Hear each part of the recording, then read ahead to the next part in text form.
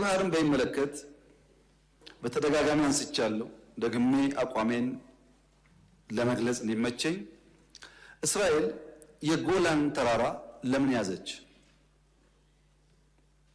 እስራኤል የጎላን ተራራ ያዘችው ለናሽናል ሴኩሪቲ፣ ለህልውናዬ፣ ለኤግዚስተንሴ ችግር ያጋጥመኛል ብላ ስላመነች ነው።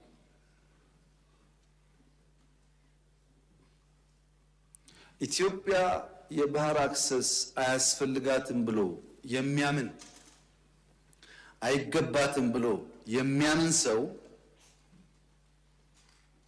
አንድ ተፈጥሯዊ ህግ የሳተ ይመስለኛል።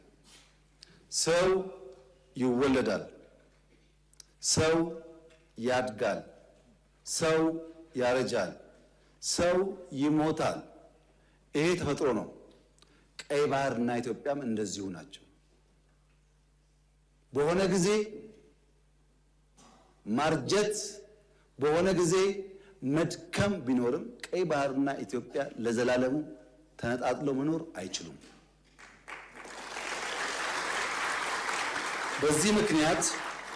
በዚህ ምክንያት በጣም ብዙ ስለሆነ ሀብቱ ከምጽዋ ጫፍ እስከ ሞቃዲሾ ጫፍ 5000 ኪሎ ሜትር ነው። በጣም ትርፍ ነው። ካለነው አካባቢ በላይ ነው ጥቅሙ።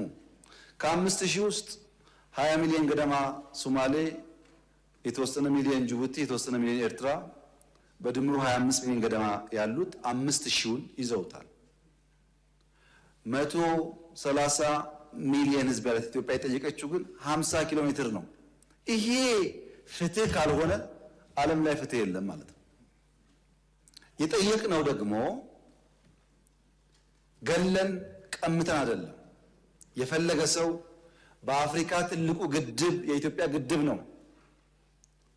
ክብር ምስጋና የኢትዮጵያ ህዝብ ይግባና ትልቁን ግድብ ገምቶልናል።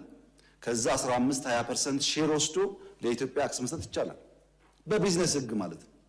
የለም ግድብ ከበደኝ ከተባለ በአፍሪካ አንደኛው የአየር መንገድ የኢትዮጵያ አየር መንገድ 5-10-20% ወስዶ አክሰስ መስጠት ይቻላል።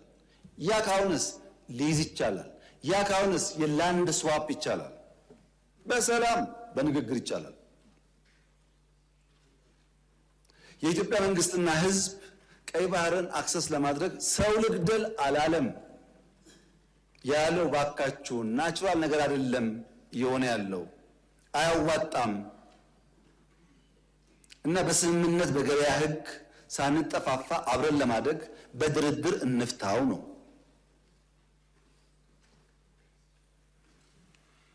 ይህን ጉዳይ መቀበል የጊዜ ጉዳይ ካልሆነ በቀር የግድ ይመስለኛል። እኛም ብንፈልግ አንችልም፣ ሰርቫይቭ ማድረግ አንችልም። በዛኛው ወገን በሌላ ወገን ያሉት የሚቸገሩ ይመስለኛል። ለምሳሌ እኛ ከኛ የሚሄደውን ውሃ ወደ ኤርትራ ተከዜ ይሄዳል ብንከለክል፣ ወደ ሶማሌ ሸበሌ ይሄዳል ብንከለክል፣ ኦሞ ኬንያ ይሄዳል ብንከለክል፣ ባሮ ሳውት ሱዳን ይሄዳል ብንከለክል፣ አባይ ሱዳን ብንከለክል ይሆናል? ተፈጥሮ አይደለም አይደል? ትክክል አይደለም። ይሄ ልክ እንደሱ ማለት ነው። እንደሱ ማለት ነው። እኛም ማጋራት አለብን፣ እነሱም ማጋራት አለባቸው። እኛም ማገዝ አለብን፣ እነሱም ማገዝ አለባቸው። ተያይዘን ማደግ አለብን። ይኸውላችሁ የተከበራችሁ ምክር ቤት አባላት፣ አሰብ ላይ የኢትዮጵያ መንግስት ፖርት ገነባ፣ ኤርፖርት ገነባ፣ መንገድ ገነባ፣ ሪፋይነሪ ገነባ እና ተጋጨን። እዛ ቀረ ሀብቱ። ስንታረቅ ኤርትራውያን ከ20 ዓመት በኋላ መጥተው በኢትዮጵያ ፍርድ ቤት ቆመው ቤቴን መልሱልኝ፣ መሬቴን መልስልኝ ወሰዱ። ለምን? ታረቅና። በግለሰብ መጥተው ያኔ የተባበሩ ኤርትራውያን ቦታቸውን ንብረታቸውን ወሰዱ። ታዲያ የኢትዮጵያ መንግስት ሪፋይነሪውን፣ ፖርቱን፣ ኤርፖርቱን ቢወስድ ከዚህ አንጻርስ እንዴት ነው የሚታየው?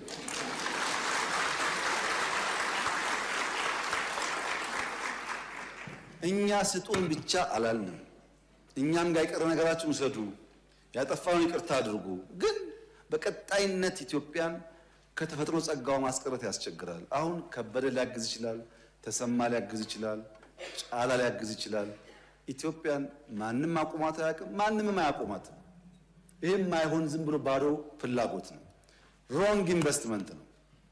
በነገራችን ላይ ኢትዮጵያን መጉዳት የሚሹ ሀገራት ቢያንስ ኢትዮጵያን ጎድቶ ትርፋማ መሆን አሸናፊ መሆን አይቻልም። ይሄ ሀገር የአብዲሳ አጋ ሀገር ነው። አብዲሳ አጋ በሰው ምድር ታስሮ ሳለ የሀገሩ ወረራ ከሀገሩ አርበኞች ጋር መታገል ሲያቅተው እዛው ሀገራቸው ውስጥ ሆኖ ሰላም እንደነሳቸው ኢትዮጵያውያን ስንነካ ስንጠቃ በምድራችን ብቻ ሳይሆን በእኛ በሚባለው ምድር ችግር ፈጣሪዎች መሆናችን አይቀሬ ነው። ያ እንዳይሆን የኔ ምክር ተስማምቶ ተግባብቶ በህግ አግባብ መፍታት ይቻላል። ህዳሴም ምንም ችግር እንደምታዩት ውሃ እየፈሰነ ወደ ሱዳን ይቀጥላል። እኛ ወደ ሱዳን የሚሄደውን ውሃ የማቆም ፍላጎትም የለንም፣ አናረግም፣ አንፈልግም። ሱዳን ወንድሞቻችን ይገባቸዋል፣ የሚገባቸውን ሼር ይውሰዱ። ሌሎችም እንደዚሁ ለእኛ የሚገባንን በሆነ ምክንያት ዛሬ መከልከል ቢታሰብ በቀጣይነት ማስቀረት ስለማይቻል ወደማያስፈልግ ነገር ሳይገባ በሰላም በድርድር መጨረስ ተገቢ ነው ብዬ አምናለሁ። ዓለም እንዴት ያምናል? እስካሁን ከቀኝ ከግራ ከፊት ከታች ብዙዎቹን አናግሬያለሁ። በአንዳፍ ይገባቸዋል፣ ተገቢ ጥያቄ ነው። ነገር ግን በጦርነት መሆን የለበትም። እንወያይ፣ እንምከር፣ ጊዜ ስጡን ብለዋል ወዳጆቻችን። እኛም ጊዜ ውሰዱ፣ ተወያዩ። ለጊዜው የሞት የሽረት ጉዳይ አይደለም። ጥያቄው አግባብ ነው፣ እንታገሳለን። ለመወያየት ክፍት ነን፣ ለመስጠት ክፍት ነን ብለን ጠይቀናል። ባይሆንስ እንግዲህ ባይሆን ልጆቻችን መጠየቅ ነው መልሱን። ልክ ቅድም ሰው ተወልዶ አድጎ አርጅቶ ሞቶ እንዳልኳችሁ ነው። አይሆንም። ኢትዮጵያ ያሰበችውን ብልጽግና ማረጋገጥ አትችልም። 130 ሚሊዮን ሕዝብ የሁሉ ጎረቤት ዕዳ ነው የሚሆነው ራሱ መለወጥ ካልቻለ። ሀብታም ከሆነስ መሸከም ይችላል። ለዛ በትብብር መስራት የሚያስፈልግ ይመስለኛል። በዲፕሎማሲ ረገድ በጣም መልካም ጅማሮች አሉ።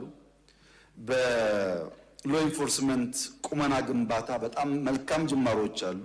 በናሽናል ኢንትረስት መግባባት ላይ መልካም ቁመናዎች አሉ። እነዚህ ጉዳዮች በጊዜው ፍሬ ያፈራሉ የሚል እምነት አለኝ። ለዚያ በትዕግስት በጥበብ በማስተዋል ኪሳራ፣ ግድያ በቀነሰ ባላስከተለ መንገድ በሰላማዊ መንገድ ለመፍታት ይሞከራል። በባሌም ሆነ በቦሌ እንደተባለው ግን አይቀርም ማለት ነው።